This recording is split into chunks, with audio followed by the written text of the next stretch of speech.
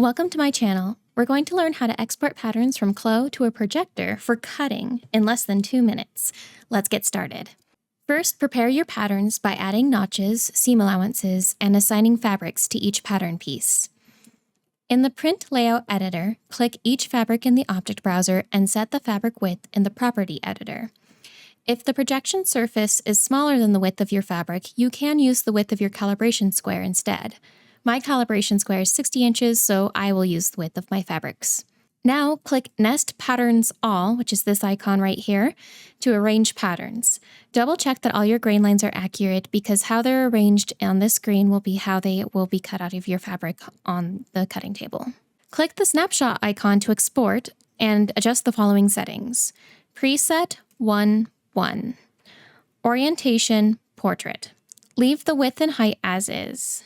For unit, select inches, and for resolution, 300 ppi. Check Show Lines to select every option under that category. I also recommend selecting grain lines and buttons/buttonholes under Show Additional Information. Now click Save. Choose your saved location, name your file, and most importantly, change your file type to PDF. Click Save again. Now you can open a web browser and navigate to patternprojector.com. The link is in the description. Connect your computer to your projector, then click Start Calibrating and set the height and width of your calibration square while aligning the corners to your cutting mat.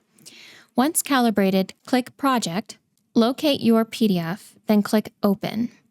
Arrange your pattern on the screen and increase the point size to 1. Adjust any other settings if necessary. And that's it! The written guide for this tutorial is available on my Patreon. Thank you for your support.